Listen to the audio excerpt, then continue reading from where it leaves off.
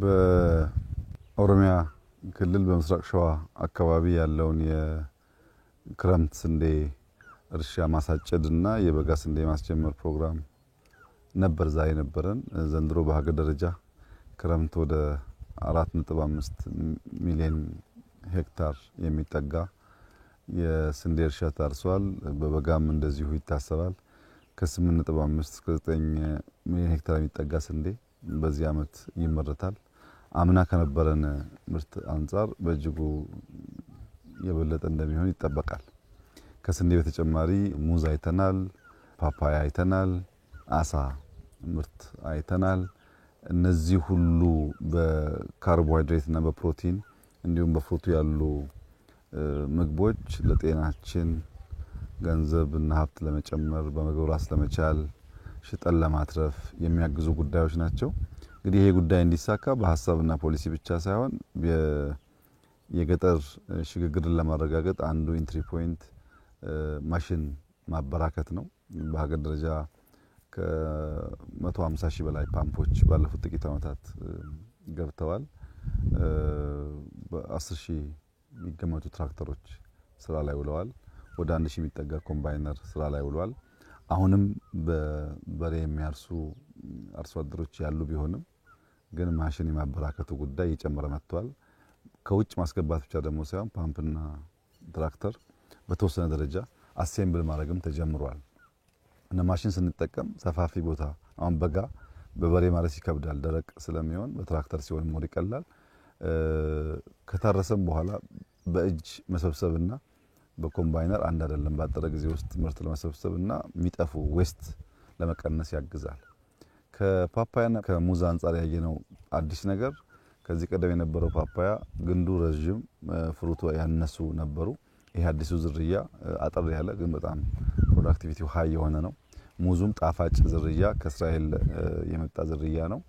እነዚህን በምርምር እያሻሻሉ ከ1 ሄክታር የሚገኘው ምርት እያሳደጉ ተጨማሪ መሬቶች እያሰፉ በክላስተር የነበረው ምርት እያሰፉ መሄድ የምግብ ሉዓላዊነት ለማረጋገጥ በእጅጉ ያግዛል። አሁን በገጠር የሚታየው እንቅስቃሴ ሰው በጓሮም በማሳውም ክረምትም በጋም እንቅስቃሴዎች አሉ። እነዚህ በጣም ጥሩ ናቸው። ይሄን እንቅስቃሴ ከማሳ ወደ ቤት መውሰድ ያስፈልጋል። አርሶ አደሮቻችን ብር እያገኙ ነው። ብርን በባንክ ማስቀመጥ ልምምድ እያደገ መጥቷል። ነገር ግን ቤታቸው አልተቀየሩም። ቤታቸው መቀየር አለበት። ለገጠር የሚገባ የቤት አይነት ዲዛይን ተሰርቷል።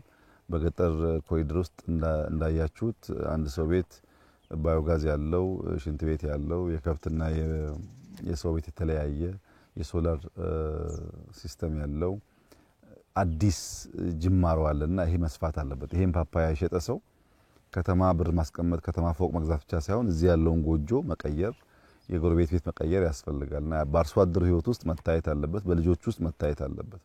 ቤት መብራት ካለ፣ ቴሌቪዥን ካለ፣ ባዮጋዝ ካለ፣ የእናቶች ድካም የሚቀንስ ከሆነ ማሳ ከታረሰ ብዙ ከተማ መሄድ አስፈላጊ ላይሆን ይችላል። እዚህ ያለው አየሩም ያምራል፣ ማሳውም ያምራል። ችግሩ ምንድነው? ማሳ ላይ የምናየውን ነገር ቤት መውሰድ መቻል ላይ ነውና በተለይ ትላልቅ ምርት የሚያመርቱ አካባቢዎች በፍጥነት አርሶ አደሩ ወደዛ አይነት የኑሮ ዘይቤ እንዲሸጋገር ማገዝ ያስፈልጋል። አሁን በጣም ጥሩ ዘመን ነው። ግልጥ ያለ ፖሊሲ አለን። በቅርበት አመራር ለመስጠት ሁሉም ይተጋል፣ ይለፋል። የኤክስቴንሽን ሙያተኞች ከአርሶ አደር ጋር ይውላሉ። የወረዳ ዞን አመራሮች አንዱ የሚታዩት በዚህ ውጤት ነው የሚገመገሙት። እንደ ዋና ስራቸው ይወሰዳል። ይሄን እድል መጠቀም ያስፈልጋል። ከዚህ ቀደም ግብርናን በዚህ መንገድ ብንመራው ኖሮ አሁን የምናየው ውጤት ማየት እንችል ነበር። አሁን አምና የነበረው ምርትና ዘንድሮ የምንጠብቀው አይገናኝም። ከ8.5 ሚሊዮን ሄክታር በአቨሬጅ በ40 እንኳን ቢባዛ ምን ያክል ሊገኝ እንደሚችል መገመት ይቻላል። በ35ም ቢባዛ ምን ያክል ሊገኝ እንደሚችል መገመት ይቻላል። ከዛ በላይ እንደሚገኝ ይታወቃልና ምርታማነት እያደገ ሲሄድ ገበያ ያረጋጋል፣ ገቢ ይጨምራል፣ ከውጭ የምናስገባቸው ምግቦች ይቀንሳል፣ ወደ ውጭ መላክ አቅማችን ያሳድጋል። ዘርፈ ብዙ ጠቀሜታ ነው ያለው። እንግዲህ ኢትዮጵያ ትቀየራለች፣ ትበለጽጋለች። በሚቀጥሉት 10 ዓመታት አፍሪካ ላይ ያላት ቦታ ይስተካከላል ሲባል ዝም ብሎ ፍላጎት አይደለም። መሬት ላይ ያሉትን ስራዎች በማየት ጭምር ነው። በእርሻ ያለውን ስራ በደንብ እንደምታዩት ተስፋ የሚሰጥ ነገር ነው። ብዙ ስራ ይጠበቅብናል፣ ግን ጅማሮ አስደማሚ ነው። እንግዲህ ስለ 8 ሚሊዮን ሄክታር ስንዴ የምናወራው ከ3 4 5 ዓመት በፊት ያው የት እንደነበርን ይታወቃል። በማዕድን ዘርፍ ቢወሰድ በጣም ብዙ ተስፋ ሰጪ ነገሮች አሉ።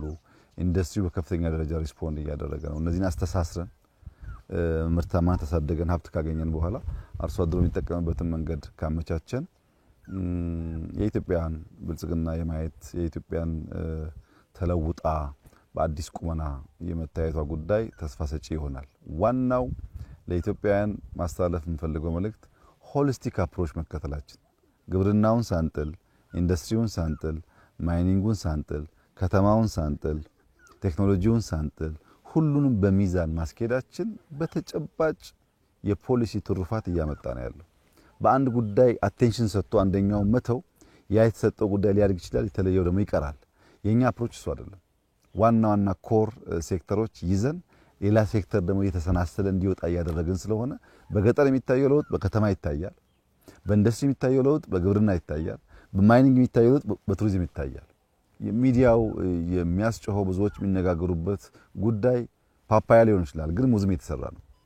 ሚዲያ የሚያስጨሆው ጉዳይ ቱሪዝም ሊሆን ይችላል፣ ግን ኢንዱስትሪም የተሰራ ነው። እና ተስፋ በብዙ አለ። እንበርታ፣ እንስራ። ለማይረቡ ወሬዎች ተላልፈን አንሰጥ። ካልባሌ ጉዳይ ወጥተን በስራ በትጋት ብቻ ውጤት ለማምጣት እንጣር። ያልሰራ አይብላ ነው የሚባለውና ካልደከምን የሚመጣ ነገር የለም። በስራ ብቻ የምንቀይረው ሀገራችን ማንንም ይቀይርልን የለም። የምንቀይረው እኛ ነን።